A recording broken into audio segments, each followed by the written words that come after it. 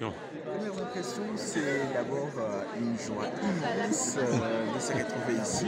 Et bien entendu, on est content de pouvoir défendre une idée qui sera entendue au-delà de ce qu'on aurait pu imaginer.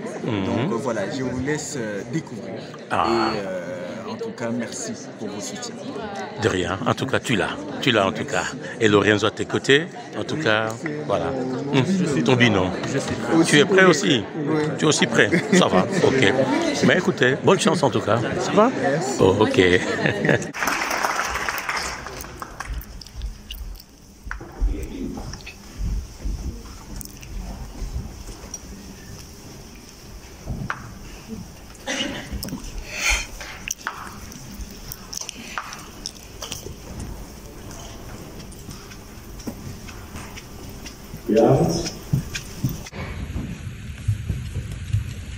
Mesdames et messieurs, très chers membres du jury, je m'appelle Gomorrel. Mon existence a été reconnue en 1492 par un certain Diego Cam, à se demander si je n'existais pas. Mesdames et messieurs, chers membres du jury, j'ai vivais dans un environnement paisible, entouré d'or, d'argent, de coltan, des trésors dont je vous en passe les détails. Mais à mes yeux, tous ces richesses ne représentaient rien. De mes premiers instants de vie, j'ai toujours su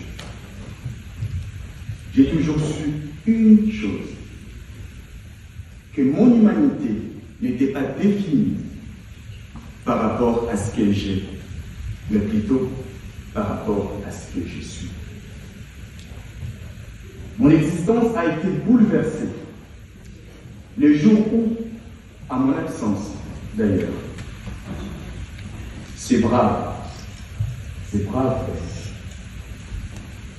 ont décidé d'hypothéquer mon avenir, mon destin.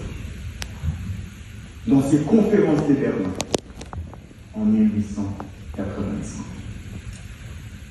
je deviens alors une colonie belge, de ces braves Belges. Depuis ces jours, je devais satisfaire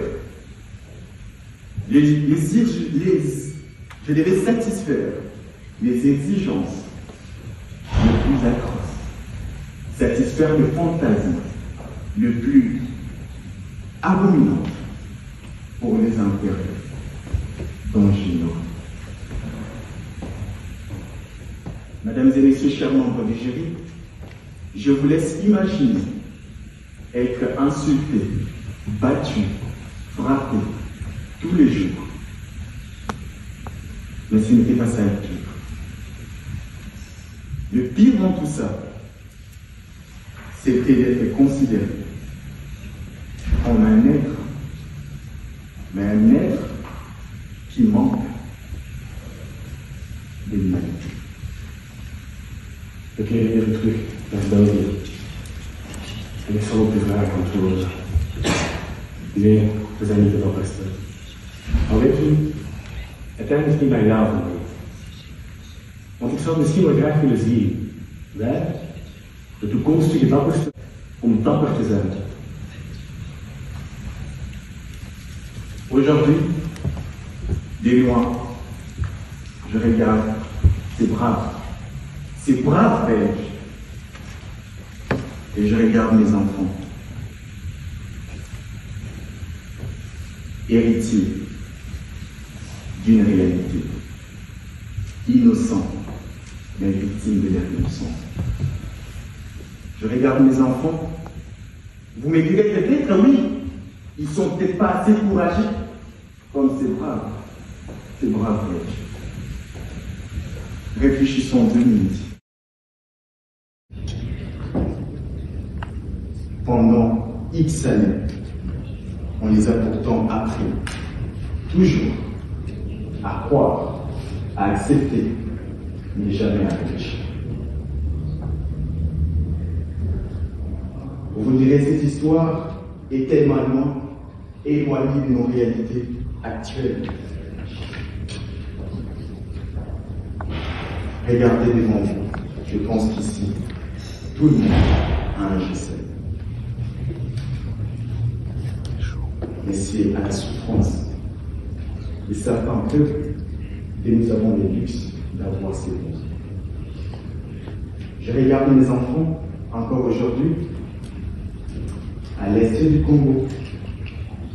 Plus de 6 millions de morts pour un coltan, pour satisfaire notre fantasme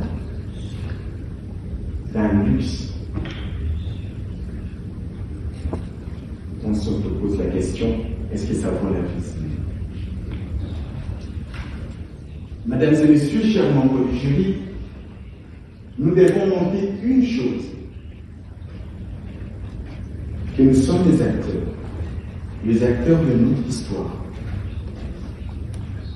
Nous devons être conscients de cette réalité.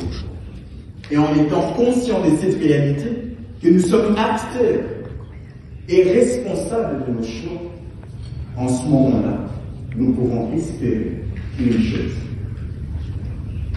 à savoir avoir du courage. Du courage de vouloir agir.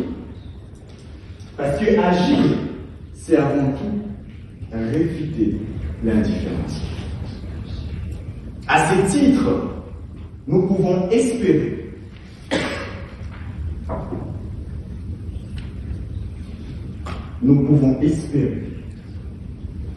mesdames et messieurs, d'avoir le pouvoir de changer le cours de l'histoire si les convictions pour lesquelles nous nous battons sont justes. La vie n'est pas un film, les scénarios n'ont pas encore été écrits. C'est notre histoire. C'est votre histoire. En de deeltijd bestrijden, dat is iets juist, dat is iets juist. C'est mon histoire. C'est notre histoire. C'est peut-être pas, comme mon collègue l'a dit, la réalité de M. Faraday. Ou c'est peut-être pas votre réalité.